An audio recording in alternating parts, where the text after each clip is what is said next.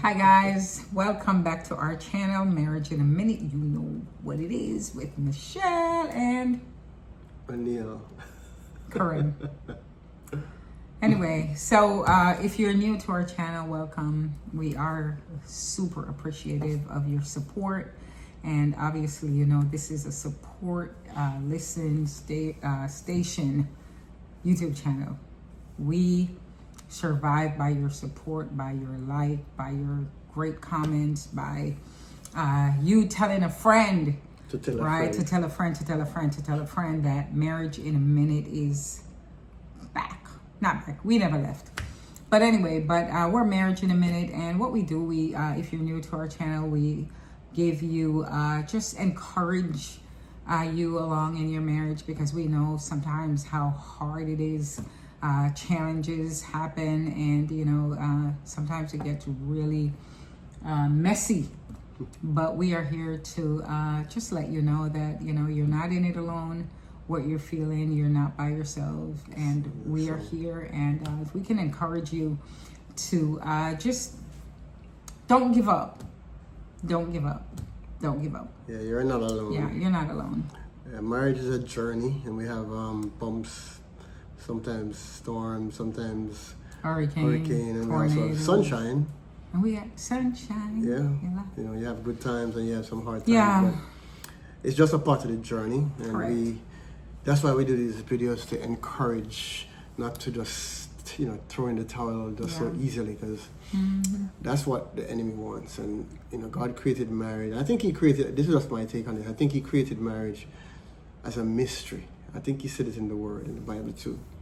He says a mystery, and not many find it. I think that's what it says. I'm paraphrasing, but I don't know if he's right or wrong, y'all. So I'm not a scholar. I am not going to say that is true, but I don't know. But it is a mystery.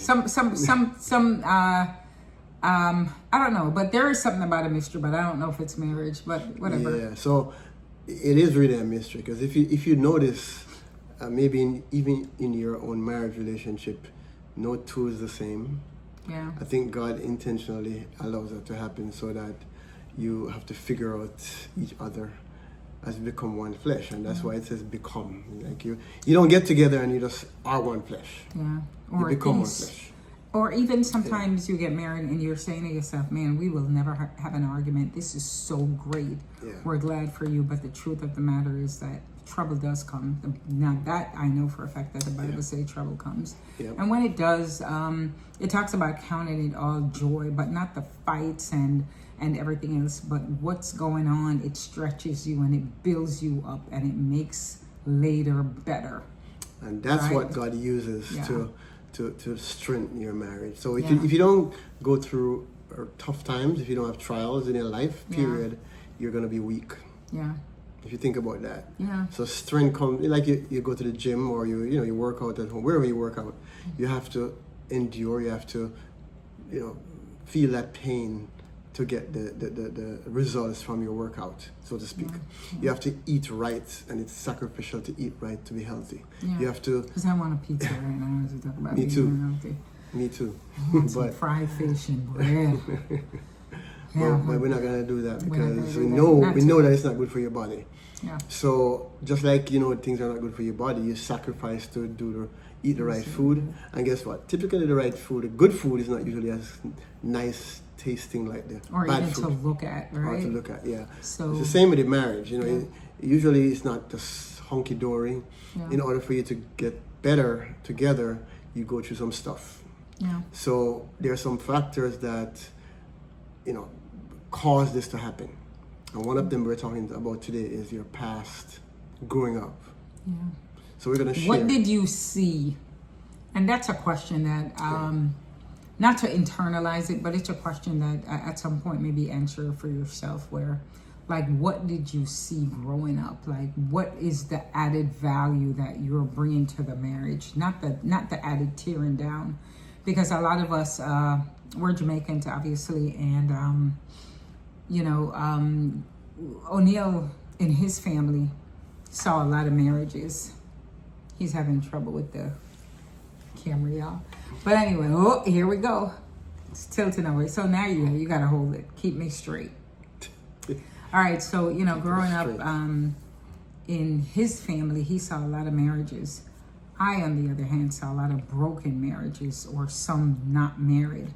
So sometimes now you become an adult, and what you see in your past, what you've already seen, what you grew up in, sometimes turn out that they affect your relationship now. Or, all right, we're a little bit screwy, and we're going to do this in the middle of, we're going to fix that. Sorry about that. So our face is constantly just kind of drowning out. So I'm going to, sorry, y'all. Yeah, go ahead. This is real life. Sometimes Yes. things happen in real life, and we just got to fix it and move on. Yep. But anyway, so in his marriage, in his family, there are good marriages. His grandparents were married for, 40 something years before they passed away, or 50. I don't remember. Neither does he, because he's not even correcting me. I He's was old. actually He can't remember. born seeing them married, put it that Right. way. And he's old now. He's old. All right. So anyway, with all that being said, and I didn't see a lot. So think about these two grown fools now. We're not fools. These two grown people getting together, bringing the backpack filled with stuff that we saw as kids. He's bringing what he saw. I'm bringing what I saw. And now we're putting the backpack in the house, and we're living out of those backpacks, meaning we're living out of what we experienced.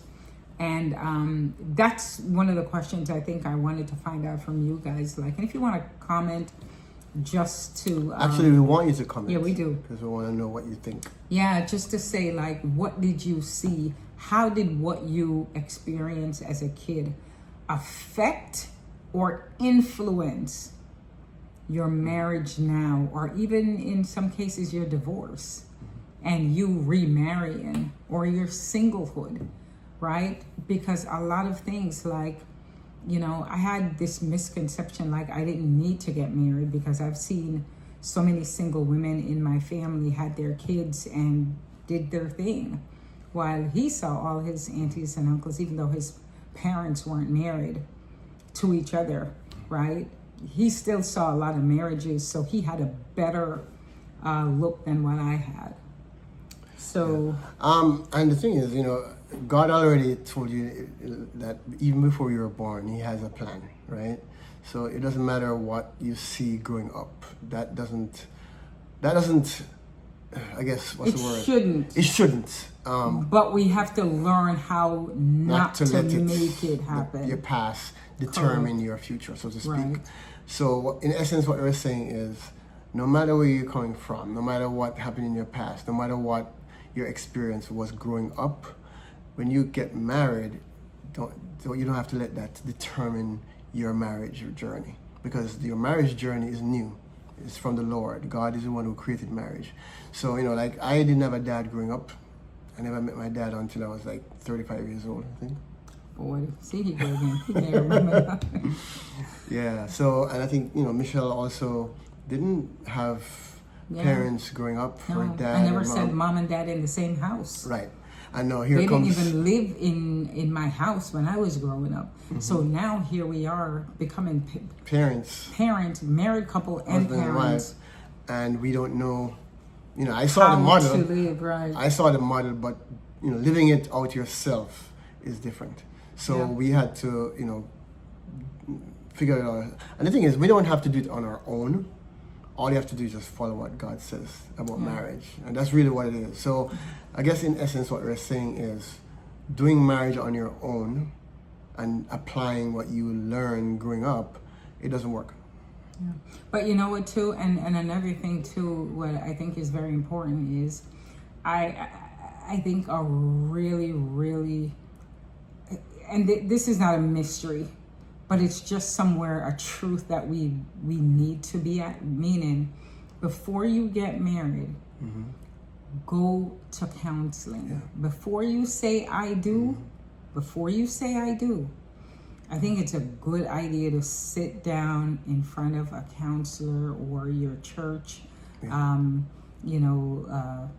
care center or whatever it is that your church may have, or go to premarital counseling and get an idea, because you are coming, like I said before, with your preconceived notion that this is how life should be. I'm coming with mine and he's coming with his. Neither one of them are wrong, they're right in terms of, but what they are is they're different. Yeah. And I don't mean to become a bad wife, or he doesn't mean to become a bad husband. Right. We don't know how to do it. We never seen it like great models. But I think sit down and talk about how you want to raise your kids, the idea you have with marriage.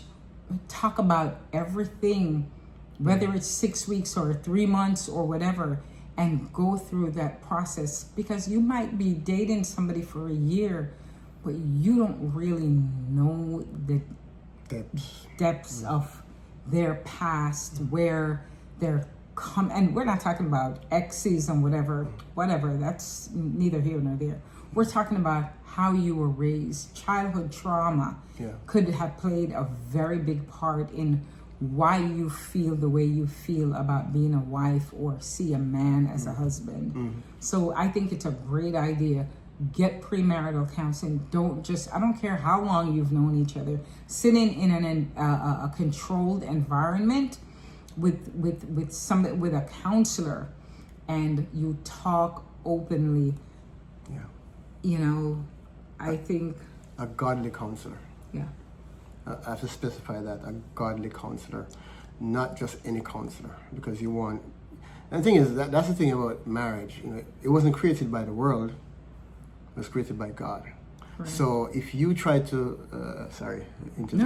If you try to get advice from someone who is not of God, they're not going to give you good. Not that they can't give you advice, but it's not going to be logical, but it won't be godly. It won't be godly, and the marriage is godly. It's supposed to be godly. So like Michelle said, before you say I do, make sure you. A lot of people get into marriage and think that it's going to be happily ever after, and that's just a fairy tale. And then when the reality hits, because remember, marriage was created to glorify God, and in order to glorify God, it takes sacrifice. So even if you're single, your life is supposed to be glorifying God, worshiping God, and it takes sacrifice. So in a marriage, two people together, worshiping God in the marriage, it's almost like, I would say when you're single, it's easier to figure it out because you're on your own, and then you could just do your own thing. But when you're with your spouse and both of you are coming together to glorify God in the marriage, the differences come, the clashes come. So what we're saying is, before you get married, it's good to know what marriage really is.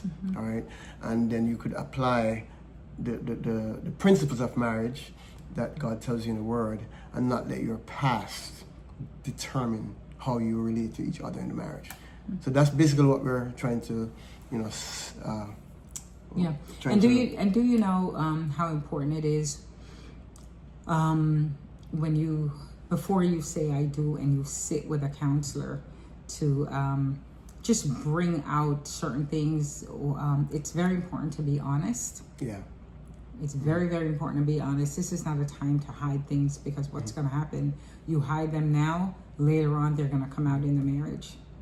Right? So I think being open, feeling secure, that security, that you can be open, that your spouse to be won't use it as a weapon, number one, won't weaponize what comes out, that they will feel empathy, but not feeling that they've got to resolve what you went through, but just to be there with understanding that, wow, I didn't know like what someone's past might be, like a horrific story. Maybe, they were beaten as kids or whatever, and you find out it's not your job to try to make them heal or heal them, but it's your job to understand that, wow, now you have a different sense of why they do what they do or why they say what they say.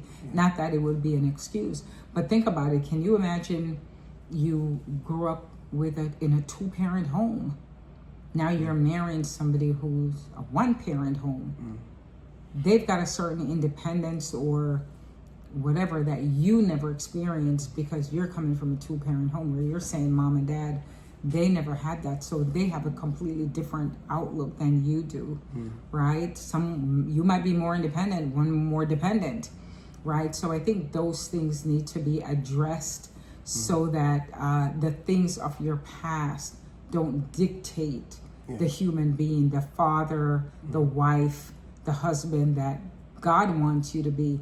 Your past won't dictate that. Right. So I think it's extremely important to be open and honest and feel that you're secured enough. Like we can say this happened when I was a kid or whatever, but not looking to the other person to fix it. Right, because you can't fix it. You can't fix it. You can't fix your spouse. So only God can. But when you open up and share your, because remember, this is the life you're doing together. Yeah, it's a life. So when you not hold back stuff like that, it allows your spouse to be able to pray for you. You pray for each other. You support each other. You understand why Michelle is the way she is, and she understands why I am the way I am. So that's basically what we're saying. It's very important. It's very important, and it's good for your relationship to build together. So and not to be a Debbie Downer about that, but you might find out something in premarital counseling that you decide, wow, I don't know if we're really ready to get married. Yeah. It's better to understand before you get married, because again, marriage is for life. You know, that's the reason why a lot of marriages, end in divorce so quickly, because among other reasons. But in the world, in Hollywood, they get married and they have this prenuptial agreement. And if it doesn't work out, then so they're going into marriage with this mindset, the way out already thinking, if they're an if. But when before you get married, you get that premarital counseling. It helps you to stabilize the marriage once you get married, because you're going to get tools to work with. So in essence, what you're saying is that your past doesn't have to determine your future, but it's good to talk about your past, not to weaponize each other, not to dwell on it, but to share, because this is your life partner. So another good thing is something can come out in premarital counseling where maybe the counselor, or maybe as a family, becoming a family, you guys might need to determine that, what about maybe that sounds so traumatic. What about you get some counseling to have a better perspective about certain things, and the other person support that person as they journey, because you want to be the best version of yourself in your marriage, for each other, because marriage is not for you. You might come thinking, my bills are going to be paid, this is going to be done, my partner will do this one will wash the clothes, this one, my wife will clean. No, it's how to serve each other. So if you don't know how to serve him, or he doesn't know how to serve me, then again, that's it's more challenging. Clash. And it can cause a clash. So I hope you guys understand and get the gist of what we're saying, and I hope it's encouraging you.